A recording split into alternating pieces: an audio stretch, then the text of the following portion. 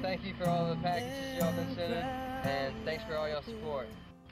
Thank you for all your packages. God bless you. Thank you.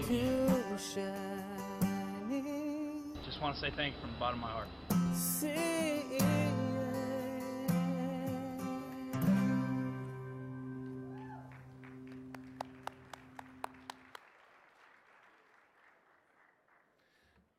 Good morning and welcome back. What a great start to our day so far.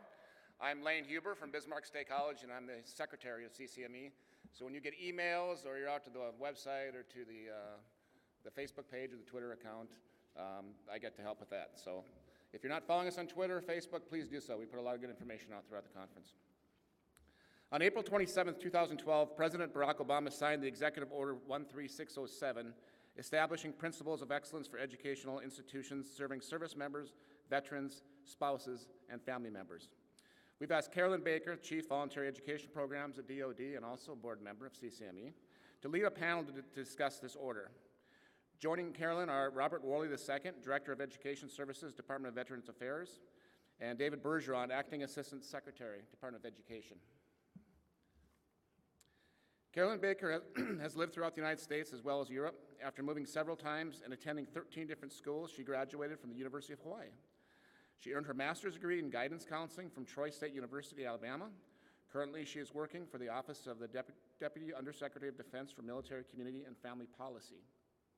She is responsible for oversight and administration of adult, non-traditional, voluntary, continuing, and post-secondary higher education programs for the Department of Defense worldwide, the quality oversight and review of all military education programs, and the defense activity for non-traditional education support, DANTES. David Bergeron is currently serving as the Acting Assistant Secretary for Post-Secondary Education of the United States Department of Education. He acts as the Secretary's Chief Advisor on higher education issues and administers over 60 programs designed to provide financial assistance to institutions of higher education and community-based organizations. He continues to serve as the Deputy Assistant Secretary for Policy, Planning, and Innovation for the Office of Post-Secondary Education.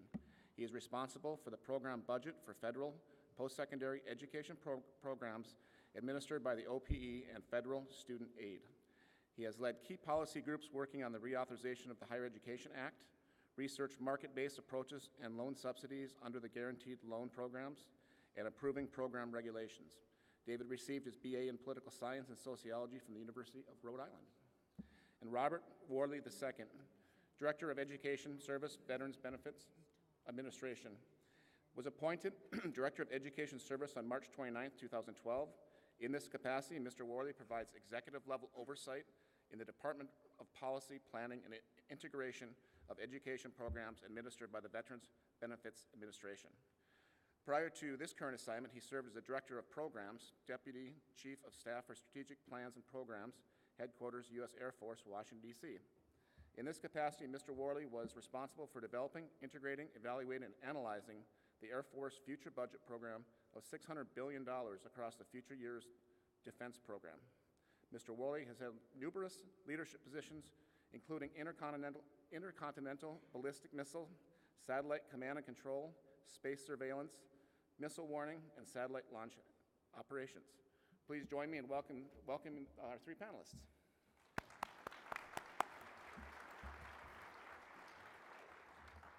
Thank you. Thank you for inviting me here. I'm going to start with an apology, and that's for my voice. I don't normally sound like this. But when I got off the plane yesterday, I should have known that I should have been on allergy drugs before I got here.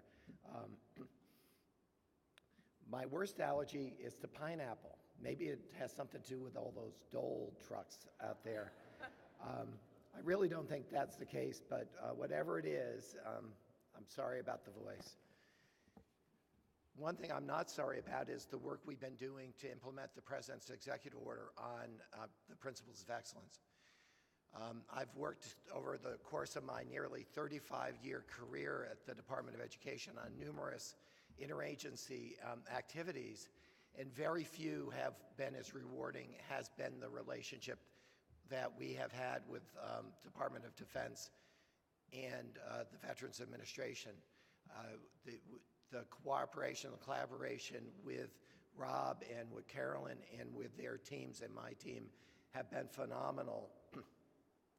We have worked really very aggressively as the executive order was being written to make sure that it would serve veterans well.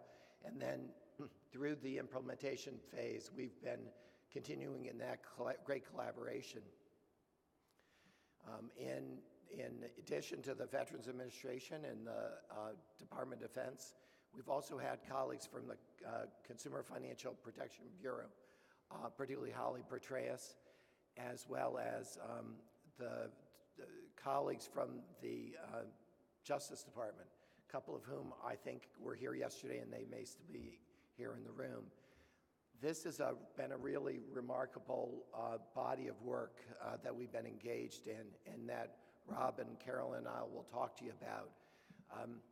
You know, when Dan was talking a little bit ago, he was talking about legacy, and I've been thinking a lot about this issue of legacy over the last couple of months myself as I've been trying to think about what I'm doing in my professional life, and it is part of that I think has driven a lot of the work that we've been doing over the last several months, both a legacy for us as career civil servants, but also a legacy for the administration that is so committed to serving veterans and and service members and service member families. I hear all the time from our colleagues at the White House how important this work is to the First Lady, to Dr. Biden, and to the President and the Vice President. So we know how significant this work is. That's why we're here today. You heard that others from the executive branch are not here, concerned about sequestration. And really, I have to say, you know, we at the Department of Education are very concerned about that as well. To give you a sense of the concern, the reason we have concerns, one of the programs that will be directly and immediately impacted by sequestration is the Impact Aid program, which serves to provide support to school districts that are impacted by the presence of military installations near their campuses, and that will, or their schools and their school districts. The result of this will be that $60 million will be lost to about 1,200 school districts that serve 1 million students, and this will happen in the middle of their academic year. In addition, there are 52,000 students in 23 heavily impacted school districts, and these students are the sons and daughters of people who are serving in the military today overseas. And so, you know, when we think about sequestration, it has an impact on, you know, people not being able to be with you today at this conference, but it also impacts the sons and daughters of the folks who are serving abroad. So I just wanted to mention that. I'm going to turn this over to Rob. He'll come and talk to you for a bit about the VA's implementation of the executive order, and then Carolyn will come up, and I'll come up at the end to close this out.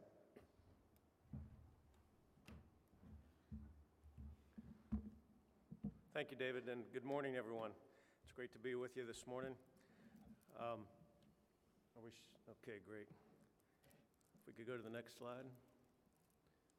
I guess that's my job. There we go. Again, good morning. A couple of slides. I won't spend a lot of time about the actual elements of the executive order since it's been out since April of last year. But the first two slides really kind of just get at the essence. And what this executive order really is all about, it's about getting better information out to veteran students and their family members who are making decisions about their educational pursuits. It also has an enforcement element that goes with it with respect to getting at the bad actors out there, and also lists a set of principles that we've asked schools to voluntarily comply with. And again, I'll be speaking from the VA perspective. The aspect of this that goes into the DoD MOU, which is more enforceable, I'll let Carolyn talk to. It also has to do with providing comparison information and figuring out what the kinds of success measures are that are meaningful that we should be collecting to assess return on investment, if you will, for what the taxpayers are putting into the post 9/11 GI Bill in particular with respect to veteran success. The complaint system is an aspect of the enforcement part, and we'll talk a little bit more about that as we go along. Some of the specifics of the principles: encouraging schools to provide a personalized form that covers financial information as well as an academic program as far as the educational plan, ending fraudulent and aggressive recruiting practices or misrepresentative techniques, accommodations for service members with respect to when they are mobilized and their educational pursuits are interrupted. And you can see the other items there, as well as the refund policies aligned with Title IV. We formed 3 working groups to work this body of work. Information and enforcement are the ongoing working groups. The reports working group really kind of orchestrated the delivery of 2 reports to the White House in the 90-day time frame that was required. The representation you see there will expand a little bit. As my last slide today, I'll talk a little bit about Public Law 112-249 that was just passed and how that dovetails with the principles of excellence. But these groups are continuing to meet regularly and work the various provisions of the executive order, and now will really expand their work to a degree with respect to the implementation of Public Law 112-249, which is formerly known as H.R. 4057. Just some of the things that have been accomplished to date. Initially, it was about getting the word out. We did that through a letter through the state approving agencies to all the institutions out there. We conducted a number of webinars. We posted frequently asked questions on the various websites to get at some of the concerns that were expressed initially. We've produced the 90-day reports. Again, there were 2 of them, one focusing on the overall implementation and one on the enforcement side of it. One of the provisions in the executive order was for us to pursue registering as a trademark the term GI Bill. That has been accomplished back in October. It was finalized. My office is working on the terms of use for that, and they are in draft, and we're working that through our concurrence process within the VA and through our general counsel. We conducted a number and continue to conduct a number of outreach efforts and interface with various higher education associations, with veteran service organizations, and state approving agencies and others in order to solicit feedback on the various efforts that are going on. We have developed a standardized intake form between the 3 agencies. Each of the agencies is at a different place in their complaint system development. I'll talk a little bit about that, but that is ongoing. We've developed some draft outcome measures that we are vetting now with, again, the various bodies I just mentioned. One of the key pieces of that work is to do a data crosswalk. In case you hadn't noticed, the VA and the DoD and the Department of Ed speak different languages with respect to nomenclatures and so forth. And so we're working to tackle that through getting the crosswalk done between the various ways we describe institutions of higher learning and all the institutions we deal with respect to the GI Bill and other issues. So that's work in progress. It's going well.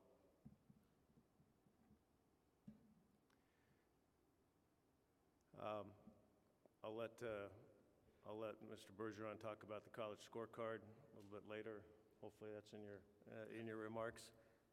And in the complaint system paperwork, the VA had to establish a system of records from scratch for this, and so that process has taken a little while, but it is posted now in the Federal Register, as well as the Paperwork Reduction Act request that's into OMB. That takes about 90 days. That all just got posted last week. So we're looking at probably the May timeframe for the VA to be able to start taking taking complaints through a web-based form.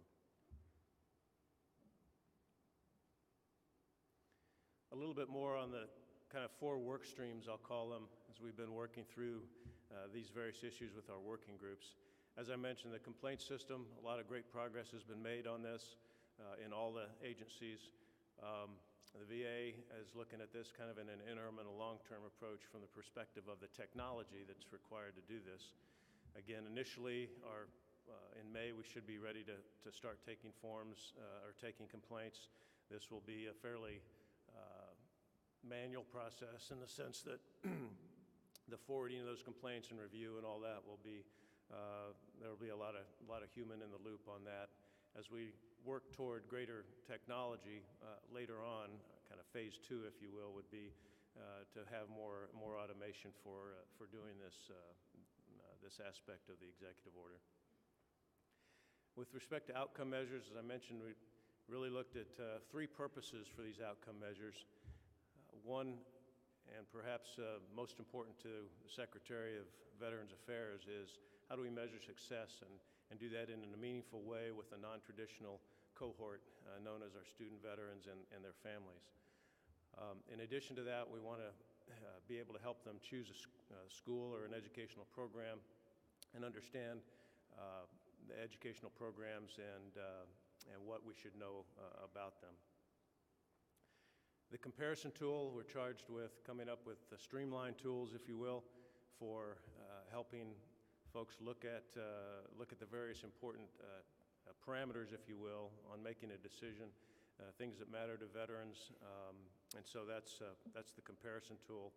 We have developed a requirements document for that and are working again to get to a point where we know exactly what our information technology requirements are in order to do this. This has to be put on e-benefits, and that's one of the requirements, again, in the executive order. Risk-based programs reviews, if I could spend a minute on these, and I want to talk about it not just from a risk-based perspective, but from the aspect of state approving agencies assisting the VA in doing compliance surveys at our institutions out there, which is something that was new with respect to the passing of Public Law 111-377 last year, well, I guess 2 years ago, and we implemented it last year in fiscal year 12 for the first time. The reach of those compliance surveys totaled about 4,800 compliance surveys that were conducted compared to about 1,700 the prior year. And we had some growing pains with doing that, and we're working closely with NASA and the state approving agencies to streamline the compliance review process. But as we do that, we're required in the executive order to assess schools' compliance, those who have voluntarily agreed to comply with the principles of excellence, and how they're doing as far as meeting the aspects of the executive order.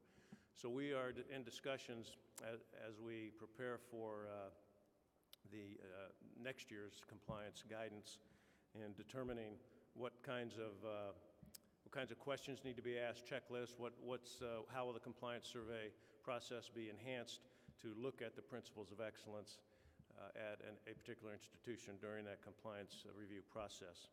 I will just make sure everyone understands compliance with the principles of excellence as defined in the executive order is not a measure for approval, for GI Bill benefit approval. Those are specified in the statute, and so just to be clear, but we do want to look at these, and especially things like the use of the financial aid shopping sheet and other things that are outlined there. So we anticipate developing these procedures and perhaps doing a pilot toward the end of this academic year, and then implementing in the next academic year. If you're a signatory or if you've agreed to comply with the principles of excellence, your name is on the GI Bill website, and you have until the end of this academic year really to bring your school into compliance with those principles. From the standpoint of risk-based reviews, we will have procedures put in place that when we see a red flag, and there are a number of red flag indicators the Department of Justice and our working groups have put together. And when those come to light, we'll have a way to reach out to those schools and check them out and look at what's going on there. Okay, so those are kind of really the main work streams that are going on right now. One more slide on Public Law 112-249, which was signed by the President on the 10th of January this year. It really is a task the VA, the Secretary of VA, to put together a comprehensive policy. And really, again, it's about outreach. It's about, first of all, making sure we do a better job of informing individuals of their vocational and educational counseling opportunities out there, in particular Chapter 36 counseling.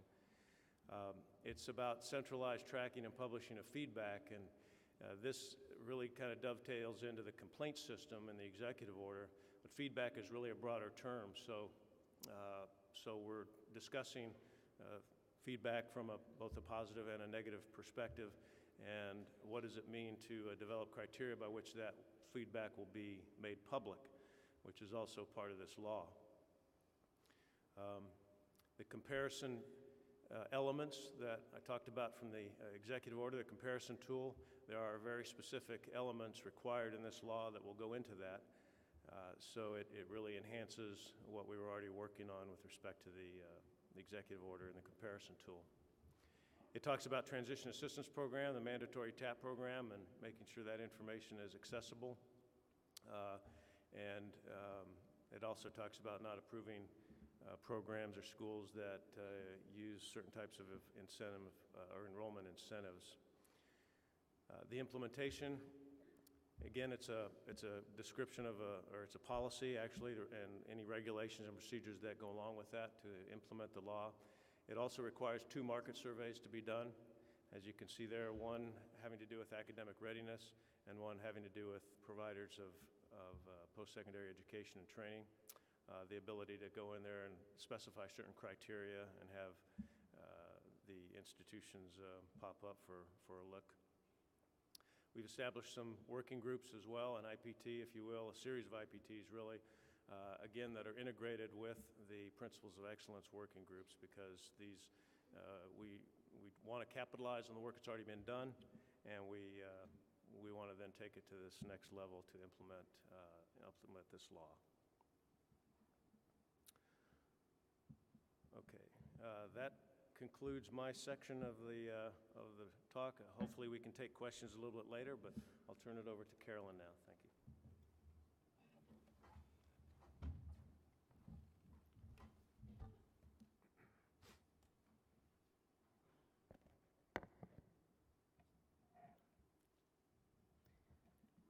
I thought I was going to be able to see my slides down there. I think I need a step stool. I'll step over to the side. Good morning. I've already been introduced, so I don't have to say my name and where I work and all those good things that I normally say in the very beginning, so I need to get regrouped here. I'm really pleased to be here today to talk again about the President's executive order. As my colleagues have mentioned already, this has been really a wonderful experience, I think, for the Defense Department to be working together with the different agencies. 2 years ago, we knew about Title IV, we trained on Title IV, we trained on VA benefits and everything, but we never really worked collaboratively and how we were going down the path of establishing policies. And it really brought it to our attention that some things we do very similar. Some of the things that we do are in law. Some things I can do in the Defense Department because it doesn't actually say how I have to do it. It just says I can do it. Where in VA, it's actually written what they can do and how they can do and implement certain programs, and it's in statute, and they can't change what they can do. So it's really been interesting for us to work together to collaborate on how we're going to go down the path of doing the executive orders. One of the things that actually said in the executive order was that we were instructed to work together, and we've been working together pretty friendly, And it says where it is applicable by law or permissible by law, we should be using what the other agencies are doing or to follow their policies or their regulations or their enforcements. So as we went down the road and many of the things that we're implementing, I stole from the Department of Education or I took from VA and vice versa. They had some definitions because we were going down the path of doing the MOU. So we had worked with a lot of schools on what is the definition of an education plan, an evaluated education plan. So we shared in a lot of these trade-offs of how we were going to do this.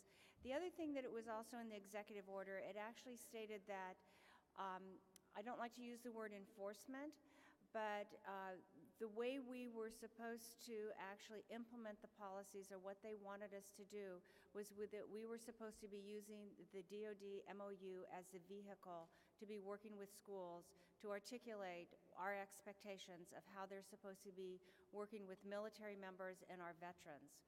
And the other aspect of it is that, yes, we have Department of Education working with us, and they have Title IV.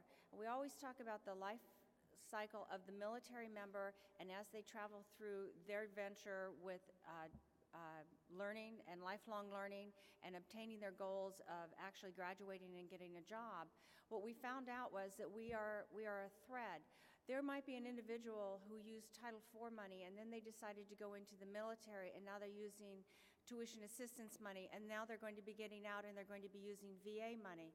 So for that particular individual, we had to have a thread of commonalities of how we all work together. So for that individual, as they're going through their life cycle, seamlessly they can go through that life cycle and not have any problems or any glitches. Okay. I am definitely technology challenged, and so hopefully, oh, it's the green arrow, okay. This morning at breakfast, I met some newcomers, and I discovered that some people in the room are new to CCME, and they're also new to the voluntary education world. So I just put that slide up there. I'm not going to talk about it because the other half of you know this and have seen this slides 100 times over. The other thing I want to mention is that people always ask me about what's going on in voluntary education, how many enrollments, all of this. I'm not even going to touch that this morning, but what I will tell you in my backup slides that will be posted on the CCME webpage, and all of our slides will be posted there, my backup slides will have those, what I call death by PowerPoint number charts. So you don't have to worry about it, you can find it eventually. I mentioned to you the DoD MOU. In the Defense Department, we have instructions, and it's going to be interesting because you will find the Department of Education says that they have rules, we have instructions. So we all use different words and different terminologies, so we had to learn all of these new terminologies among the three of us. We have an instruction, and in our instruction it actually says that for an institution to participate in the military tuition assistance program and to receive Title X military tuition assistance dollars, they will have to have a signed MOU with the Department of Defense. I won't go in through all of the history of what we've been going through for the last 2 years on this, but the policy will be implemented on the 1st of March. That's this Friday. So on Monday morning, if a service member requests a tuition assistance form and they're currently attending your institution, if your institution has not signed a DoD MOU, their tuition assistance will not be approved. All students who are currently enrolled in an institution and using tuition assistance, they will be able to complete that particular class. If you have any questions about any of that policy, come up to me later on, and I'll be more than happy to talk to you about it, but I want to focus on the President's executive order now. One other thing I want to mention on that is that currently this is how many institutions we have signed. Since last year at this time, we have increased 1,000 institutions. The executive order. The topics on this particular slide have basically already been covered by Dave and by Rob, so I won't really go into that. I will go into what pertains really to DoD. In the executive order, those are the requirements that we're actually the DoD must focus on, that we need to ensure the institutions are following or providing the information to our military members. We are, as I mentioned, we are using the DoD MOU, and most of the requirements we already had in our DoD MOU, but some of the requirements we did not have in the MOU.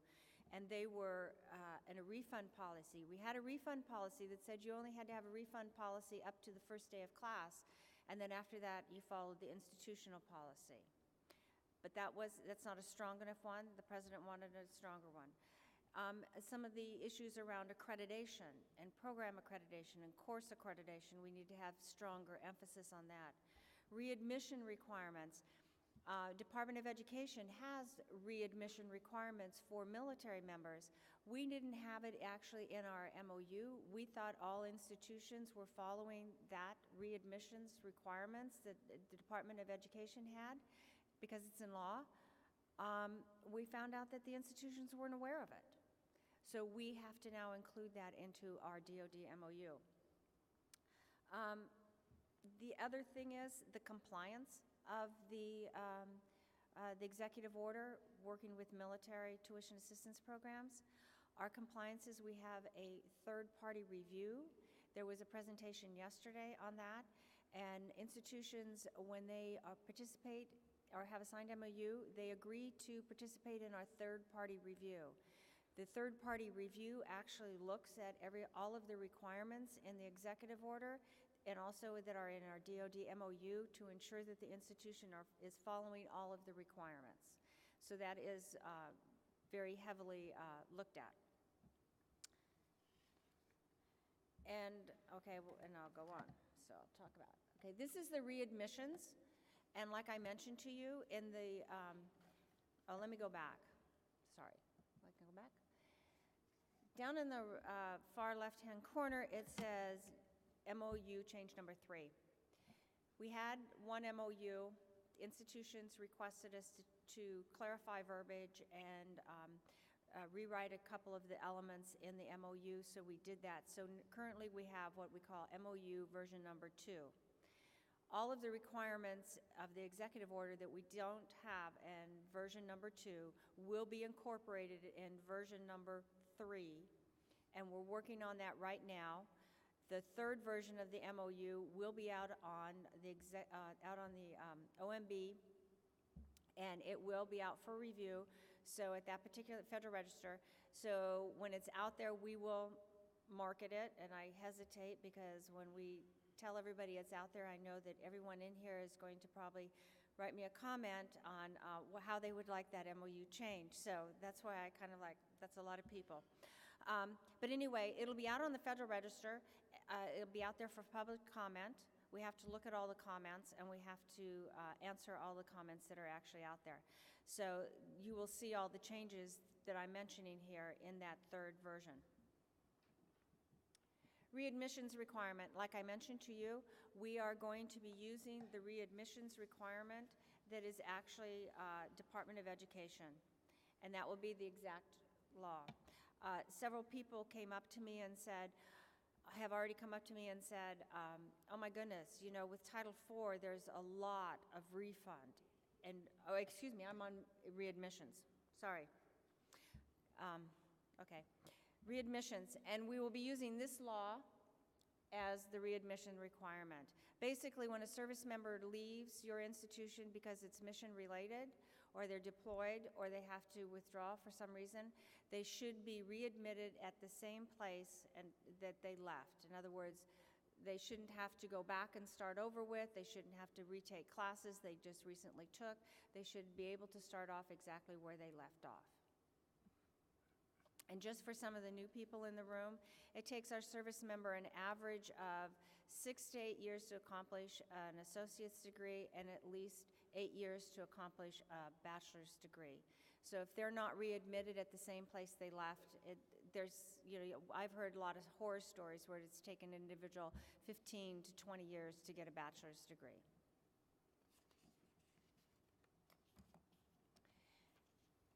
Another part, and I won't go into this one because it's kind of what Rob had already mentioned about the information to inform choice. And again, We will be piggybacking on the Department of Education and the great work that they have been doing on how they're requesting institutions to use the forms and the tools to help students either select a school or figure out their financial plan of how they're going to pay for their schooling. And so as part of that requirement, that if we see that an institution is endorsing and recommending that the service members use this, if they have it posted on their web pages and those tools are readily available and a service member is informed of those tools, then we feel that they will be in compliance. One of the other things that Rob mentioned was outcome measures, and that is also a part of these tools that is generated from the Education's Navigator tools. Outcome measures is a part of the executive order. It is, I think, a big elephant in the room. It's very difficult because it's not necessarily the outcome measures that an institution has established, that within DoD, VA, we have to create outcome measures of how we are measuring success of our military member. And we know that our military members are not like, I wouldn't say average, but an 18-year-old entering school or a 22-year-old going back to school and they're going full-time. Our service members are not. They're voluntary. They're after-duty hours. They're online. They often go to a couple of different institutions. And so for us to create an outcome measure to look at a school to see if they're servicing our service members appropriately is very difficult for us. And we are wrestling with that right now. And the three agencies are working on outcome measures. And we will also eventually be going to institutions of higher learning and talking to them to ensure that what we're looking at is something that they can work with also. And we also have to look at it of how within the services we're going to track those individuals as they go through their lifelong learning process. The complaint system, that again is a system that we're working on together with the other agencies. Currently, the department has gone out on the Federal Register. We've posted notice that we will be coming out with a complaint system, and we are already have it automated, and we're working on a couple of the bugs. We need to get permission from the Defense Department first to actually release it, and we anticipate that we will be having a pilot coming out here shortly to see how it actually works and to ensure we're getting the information back that we need. We are also working with the Justice Department on this, especially when we're talking about terminology and what kind of concerns, complaints, or comments we're getting from students. One of the biggest questions that I have from institutions is what is something that it could be prosecuted or what's going to go up to the Justice Department. What we will be doing is that the system will feed into DoD first. We're going to be looking at what those concerns are, what those complaints are. If it is something that can be handled at an installation, and if it's something that we can work with the institution, and I'll just throw out an easy one. I didn't get my grades. Okay, that's a local issue. We need to work with the college at the local level to ensure that the student is receiving their grades or their transcripts. If it's something that we feel that if a student says, I was harassed and I enrolled and I really wasn't ready, that's something that DoD really needs to look at. And then it could go forward. And one of the reasons is that they're looking at all three agencies collaborating in this going up because the Justice Department wants to see if there's a trend, if there's a series, or if there's something that they need to be looking at. Base access. I know that this is one that many of the institutions are very concerned about. We were basically told in the executive order that we had to tighten up base access. I know that many of you in the room have heard horror stories where somebody who is a retired member is hired by an institution and the next thing they know, they're in the barracks, or they're down in the motor pool or something like that, and they're recruiting students, and they're enrolling students, and even before they've gotten their tuition assistance approved to attend the institution. So we're trying to tighten that up. It's not that we're not allowing institutions to come onto the bases any longer, we are. But what we are doing is we are changing a couple of things, and one is that only a representative from an institution can actually come onto the base, would have access. So if there's a lead generator or somebody who is going out and just marketing the school, but they're not actually working with the school, they will not be permitted onto the base. They will have to go through the education center and request access onto the base. And to have access onto the base, just the minimum requirements are you must have a signed MOU, be chartered or licensed by the state government in which services are rendered, be state approved for VA veterans benefits, and offer courses, of course, that are accredited, and have a student population of at least 20, and one, yes, it's on that slide up there. A new requirement is kind of coming out, and it is that a school must be a participant in Title IV funding. Not just that they have an OPEID number, but they also have to be an institution that is willing to receive and accept Title IV funding. And the reason for that is, again, for the financial, to assist a service member in obtaining and having funds to go to school without getting in debt.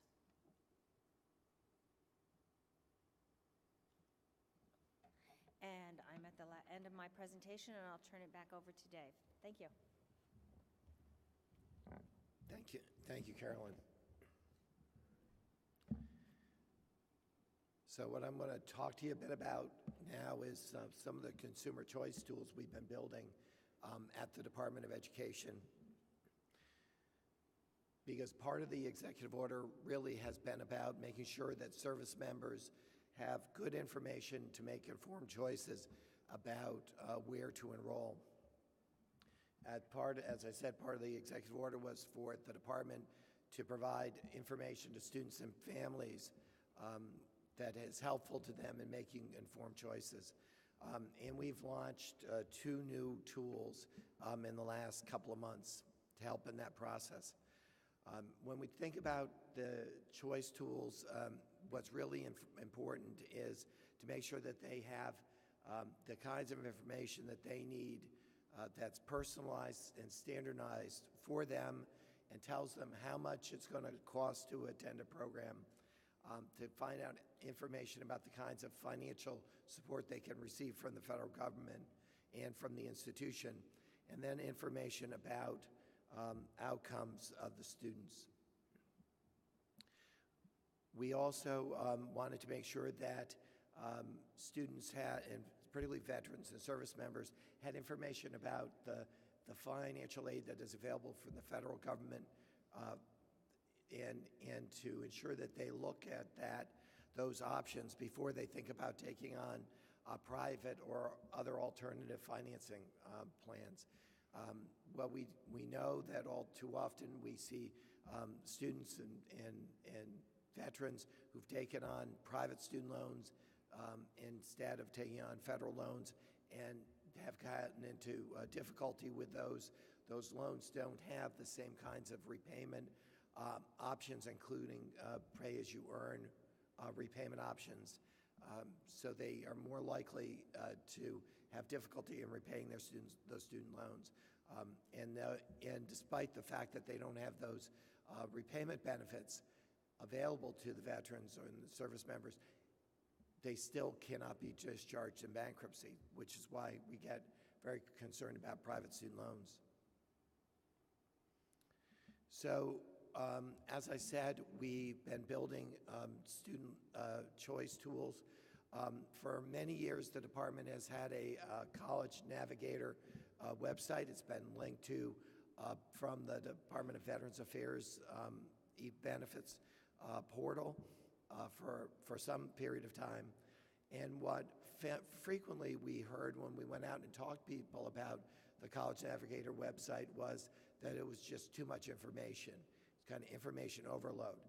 Couldn't tell what was really important, what was really significant. And when we looked at that tool, we realized that there was really a very real concern about just too much information. And so we began thinking about and planning for the development of a college scorecard. And then, that's at the very early part of the process of deciding where to enroll, that they're evaluating where to apply. And then later in the choice process, we see the problems again with families having issues, not really understanding the financial aid offers that are made to them. And so we developed the financial aid shopping sheet. In developing these tools, we've worked closely with clearly our colleagues at DOD and VA, but also at the Consumer Financial Protection Bureau, who've been doing a lot of work about the consumer choice tools in general. So where does scorecard fit into this process? Well, it's helping students and families decide where they should apply to enroll in. We added this to the College Affordability and Transparency Center the day after the State of the Union address. The President made mention of the scorecard in the State of the Union. And as I said, it's really designed to help prospective students and their families just make better informed choices. Right now, you can get to the College Affordability and Transparency Center college scorecard tool from the White House website.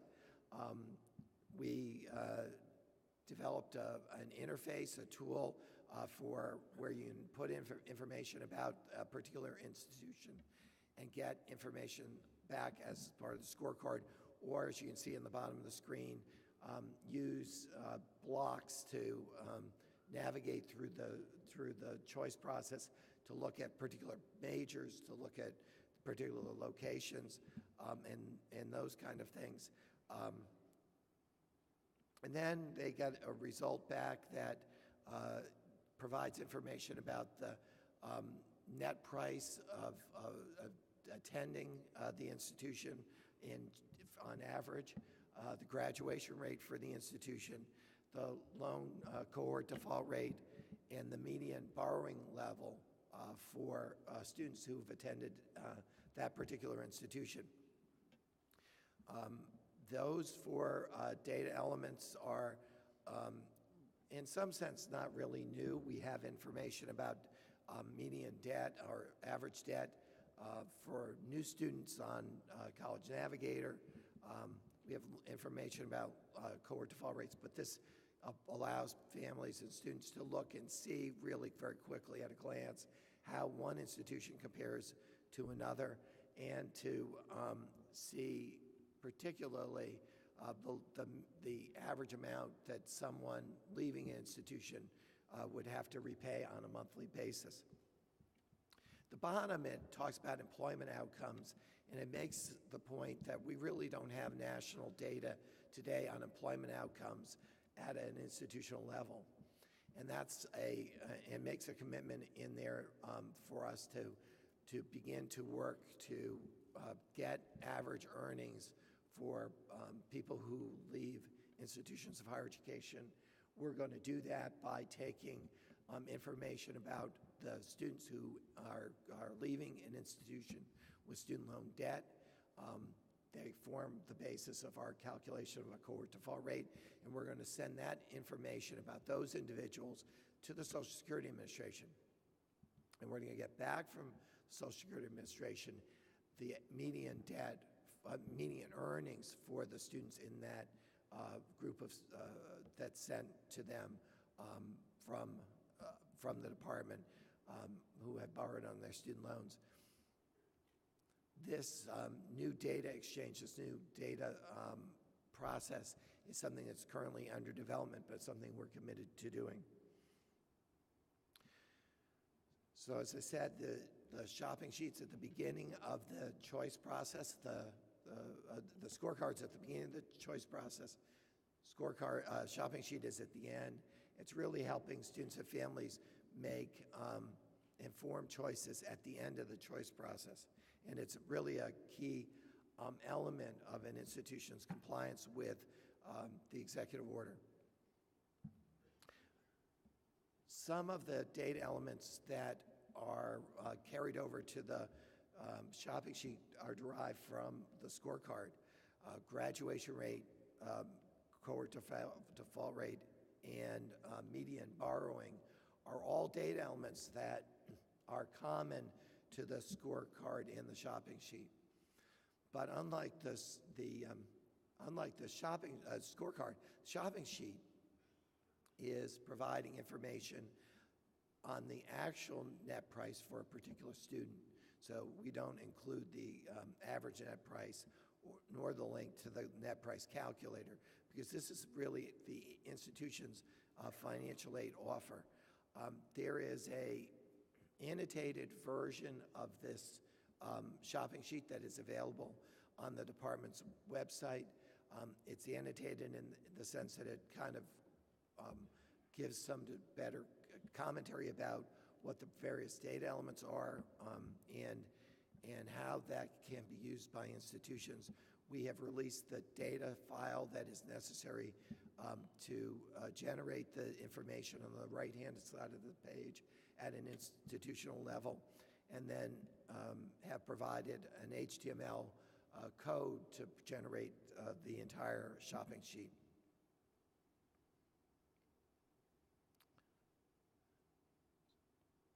So I think that may be the last slide in the deck.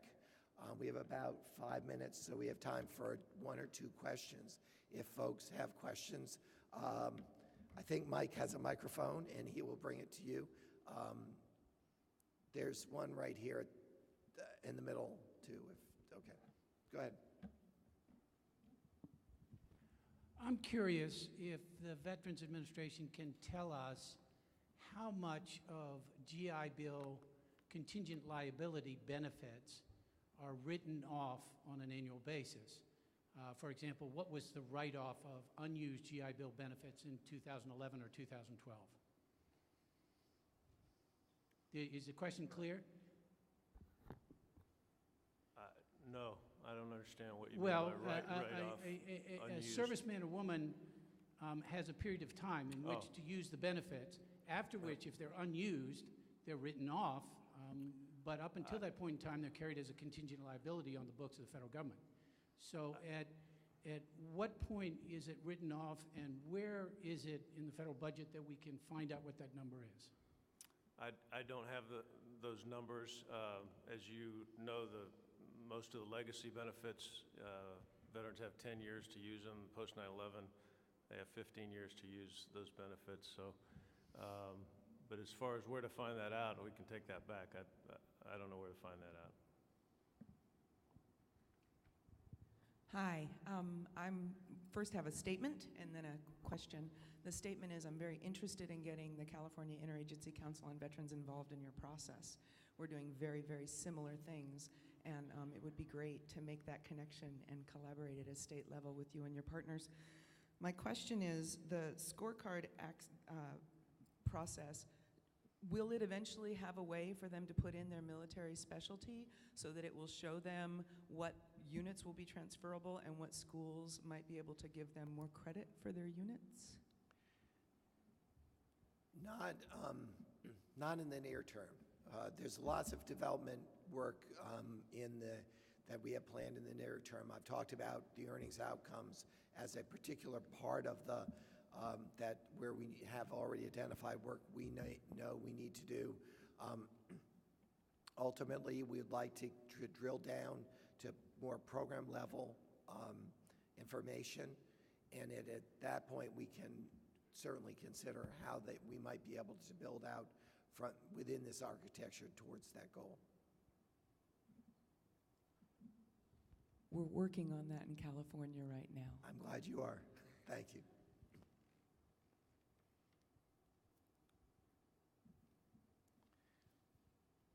Well, thank you for your time, your attention, and glad we've been here.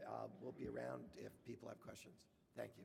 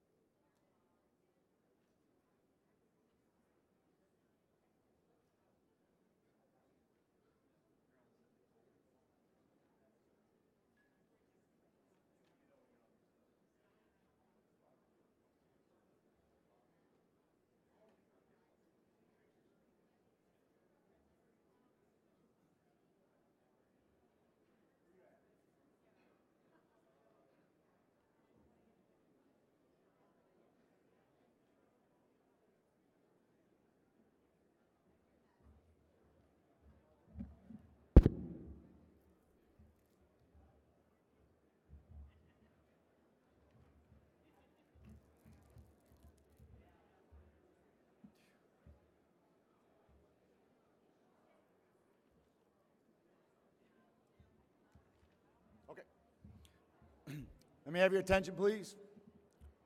Representing the Air Force Voluntary Education Service Chief, Kimberly Yates, is Senior Master Sergeant David Umlang. Senior Master Sergeant David Umlang is the Director of Education for the Robert Gaylor Non-Commissioned Officer Academy, Barnes Center for Enlisted Education.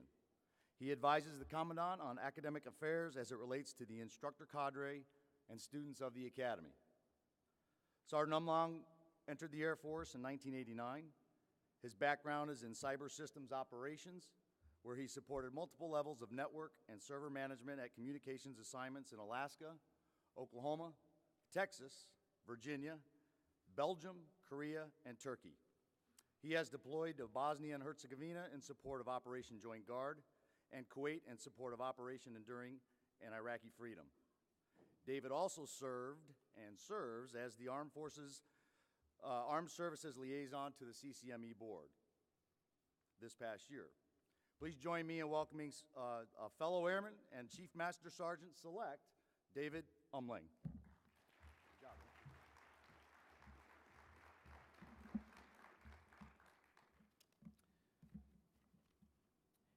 If they had told me when I signed on as the Armed Services Liaison last year that I would be up here this year briefing you on the Air Force update for the Service Chief, I would have ran away quickly. It has been a great year serving as in that position. At the time, I could spell CCME, and this past year has been an incredible learning experience for me. And as I've said in a number of conversations, before last year, I was only a consumer of education, and now that I've seen behind the curtain of what you do for our service members, truly I thank you very much. My background is in enlisted professional military education. So speaking on voluntary education, I had to get some help from the service chief in developing the brief. I like to joke that my background being enlisted professional military education, we call it that because involuntary education was not very correct.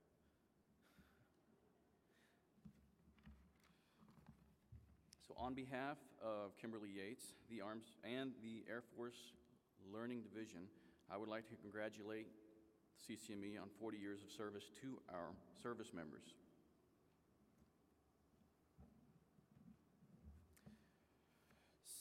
Since it is the 40th anniversary, we thought it might be appropriate to start off with a brief reflection of Air Force voluntary education before we look at today's airmen and how they fit into the enlisted learning continuum and our institutional competencies. I have an interesting FY12 statistical snapshot of the Air Force Military Tuition Assistance Program and a peek at how airmen are utilizing your schools. I will finish with some significant challenges the Air Force Voluntary Education Program is facing and where they're taking us. From its humble roots, teaching soldiers to read and write after the Civil War, voluntary education has developed over the years. What started out as a means to teach the soldiers or keep them busy while stationed at remote frontier sites has developed into or has become a need to develop our corps. Following World War II, the Air Force found a great need for rated officers and sought to fill that need through accession sources for officers with or without bachelor's degrees. These programs included the Aviation Cadet Program, the Officer Candidate School, and other programs that included a degree were the Air Force Reserve Officer Training Corps, U.S. Air Force Academy, and Officer Training School. Once an officer received a commission, though, all effort was made to assist that officer in completing the degree. Bootstrap was one of such programs set up to allow an officer to attend school full-time for 1 to 2 semesters to complete that degree. As the United States moved into the space race, the Air Force set a goal that all officers have a bachelor's degree. In the 60s, voluntary education program began with 75% military tuition assistance program, counseling services, and DoD-funded testing, and just a few on-base college programs. By 1965, the mandate that officers complete a degree before a session was in place and voluntary education took on counseling for those non-commissioned officers, or took on counseling for officer commissioning programs for non-commissioned officers, as well as,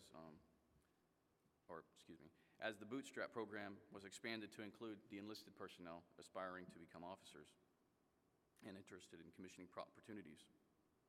By the 1970s, as CCME was forming nationally, the Air Force began a push to bring schools on base to support officer advanced academic degrees. Voluntary education took on the transition program to assist airmen transitioning to civilian life. The Community College of the Air Force was created for credentialing the education, skills, and experience of Air Force personnel. In the 80s, we saw an expansion of the commissioning programs created for enlisted personnel. Bootstrap changed to allow completion of a bachelor's and master's degree, and not just for it was a source of commissioning anymore. The Community College of the Air Force received a regional accreditation for its Associates in Applied Science degree. As the reputation of the Community College of the Air Force grew, the education and training facilities did an extensive outreach to counsel airmen in the 1990s. The enlisted force began using military tuition assistance for the Community College of the Air Force as the Air Force set education goals. As your schools began to use the internet at that time, our airmen followed. We saw a burst of online schools created. By the end of the decade and going into the 2000s, 80% of the military tuition assistance budget was spent on the enlisted corps. Airmen began basing decisions on educational opportunities for the Air Force. In a time of dwindling budgets, military tuition assistance has become the go-to option for professional education, building a professional corps, and enticing the best to make a career in the Air Force. Education is among the top reasons for individuals to join the Air Force, seconded only to patriotism and job opportunities. Education is the top reason named for influencing an airman to re-enlist and continue their service. Today, we have over 500,000 airmen in our total force, which include active duty, Guard, and Reserve. Of the 331,102 personnel on active duty, our enlisted force makes up 80%. Over 31,000 are deployed worldwide. Another 57,000 are forward stationed, and 133,000 are providing global support that is to include missile defense and intelligence, surveillance, and reconnaissance missions. That's 44% of our Air Force engaged with the enemy supporting combatant commands. Today's Air Force is the most diverse generation in history, whose parents include the baby boomers and Gen Xers. Airmen are tech-savvy, relying on technology, with skills that are cut on their own in computer technology and the internet. They are multitasking, can listen to music, work on a computer while watching TV. Airmen today are more educated than ever.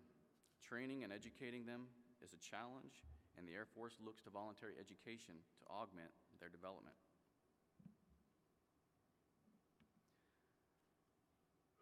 Our Air Force is developed through training, education, and experience over an entire career. Our expectation is that airmen will complete their job proficiency within their first year of service. We offer professional military education 3 times in their career. Before they are allowed to become a supervisor, they must attend Airman Leadership School. The Non-Commissioned Officer Academy is delivered before they are promoted to the rank of E7. And attendance to the Senior Non-Commissioned Officer Academy is required before or shortly after the promotion to the rank of E8. In between, local professional enhancement courses are offered at the installations to further development their professional skills as airmen. But as you can see in red, voluntary education is a constant throughout this continuum. and as airmen increase understanding and proficiency in institutional competencies. These competencies are a measurable cluster of skills, knowledge, and abilities required of all airmen and are needed to operate successfully in a constantly changing environment. They are divided into 3 categories: personal, people team, and organizational. Leaders at junior levels demonstrate personal institutional competencies needed to create a cohesive unit fully supportive of its mission. Mid-level leaders use institutional competencies at the people team level to advance the organization's responsibilities within the framework of the operational mission. The more senior the leader, the more crucial becomes his or her use of the organizational competencies in affecting mission accomplishment. Voluntary education helps enhance their capabilities at all levels by fostering the ability to think quickly and logically in a non-standard, unique situations. The Air Force voluntary education programs are very active. 104,000 airmen enrolled in over 277,000 college courses in FY12. That's about 30% of the active duty airmen, participated in college classes. That compares to only 18% in FY02, just 10 years ago. The Air Force expended $194,500 for military tuition assistance. Excuse me, $194.5 million expended for military tuition assistance. That figure does not include operational cost. Military tuition assistance accounts for about 81% of the voluntary education budget. Of interesting note on this slide is the enrollments. Of those enrollments, about 80% were for distance learning courses. This contrasts to 60% just 3 years ago.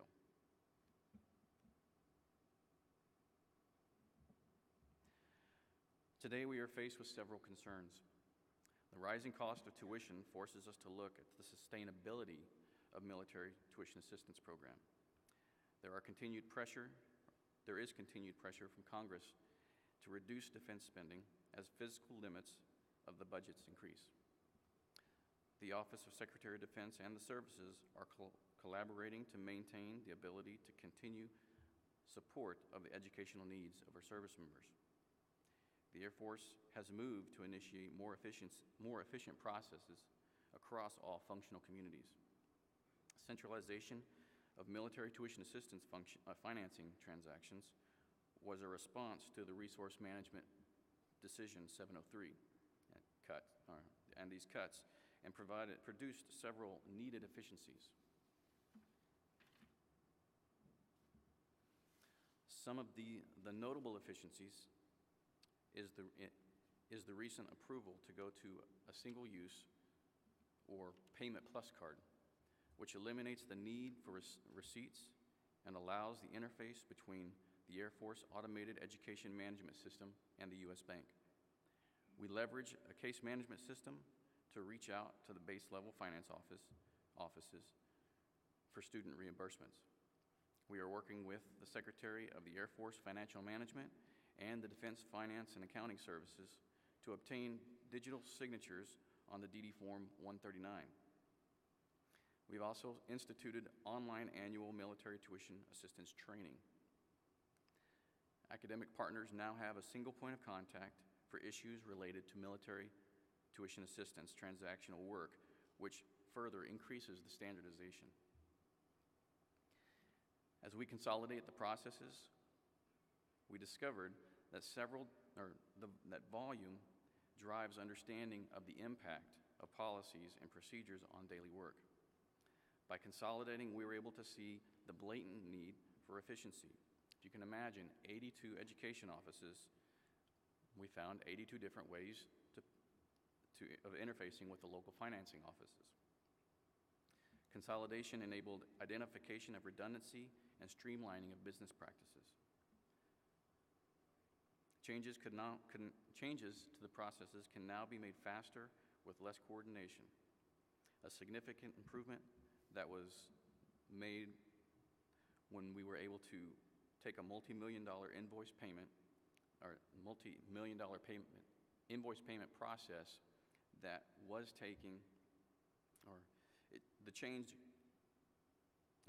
it to reduce the time of validation from 3 to 4 weeks to just a few days. And simply put, that means the institutions are getting paid faster.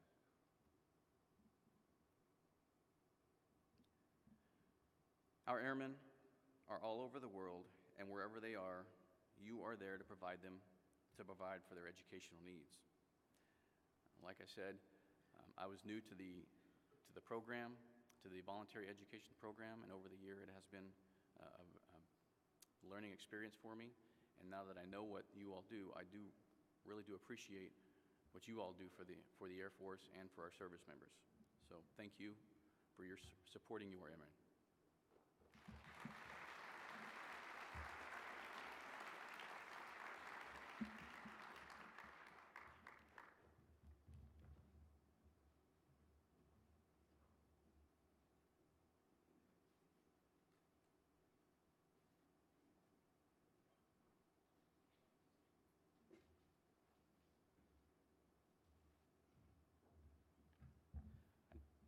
I did go a little early, so if I can.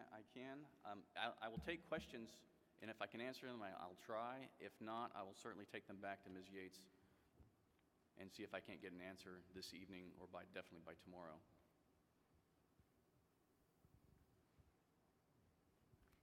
Got one over here.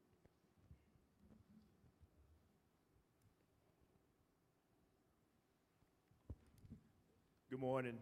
Do you have any numbers on the impact of the drawdown between now and 2015 or 2020 for the Air Force? Not with me, but like I said, I can see if I can't make those available, and when we post the slides on the CCME website, I'll see if I can include a slide for that.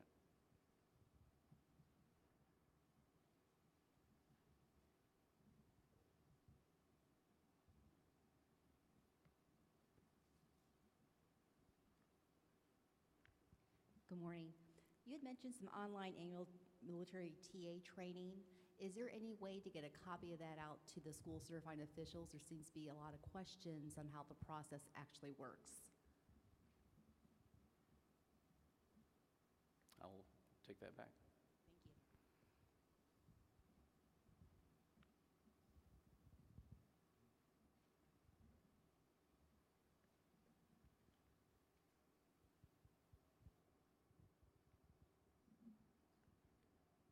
Thank you. Okay, Josh.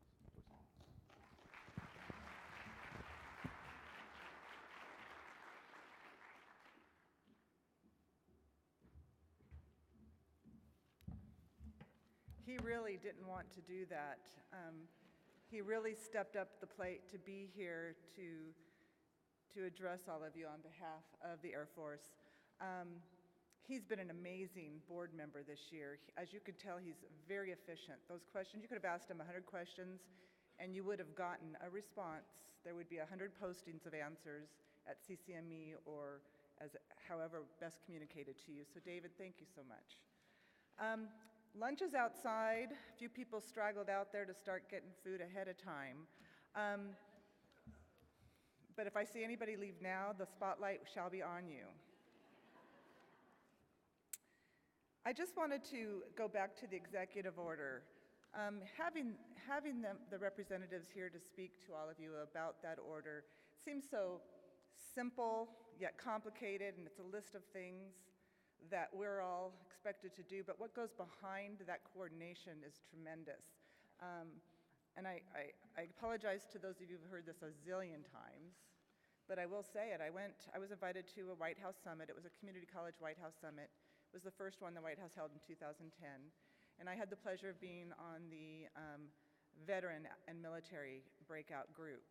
And as we started talking in that group with representatives from Veterans Affairs, from community colleges, from higher education, from military bases, students, instructors. The amount of information in that room was tremendous, but nobody knew what the other person knew. There was no connection. And if you go back to the call-outs from that White House meeting, I'll never forget sitting in that meeting thinking, oh my God, another meeting. We're sitting around talking about the same old things we talk about, and nothing's going to happen. And then it dawned on me, I am in the White House, so maybe that's going to change, and it did. What you saw here really was a result of those conversations, a part of it. So I want to thank Carolyn and David and Bob again for being here and speaking to that, so thank you. I'm also going to take a moment, since you're all waiting for lunch, I would like to recognize our gold sponsors, if I may. Baker College Online, Columbia College, Columbia Southern University, Embry-Riddle, Grantham, Henley-Putnam, National University, Penn State World Campus, Rio Salado, St. Leo University, Southern Illinois University Carbondale, Vincennes University, and Webster University. So thank you, gold sponsors.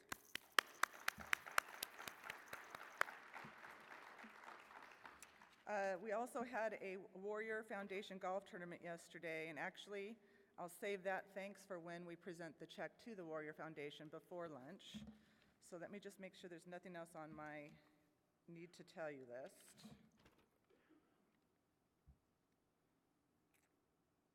Okay, well, lunch is served outside. We have about an hour and a half, but what we're doing is you're gonna get your lunch, we're gonna bring it back in. We have a presentation for you today. It is now, 12 o'clock, and we start again at 1:30, is that correct? So why don't we give you all some time to settle in, and we'll roll the chimes when we'd like you to roll back in here, but we're talking about 15 minutes, so don't go far. Go outside, look at the bay, say ooh, ah, and then come back in, okay? All right, thank you.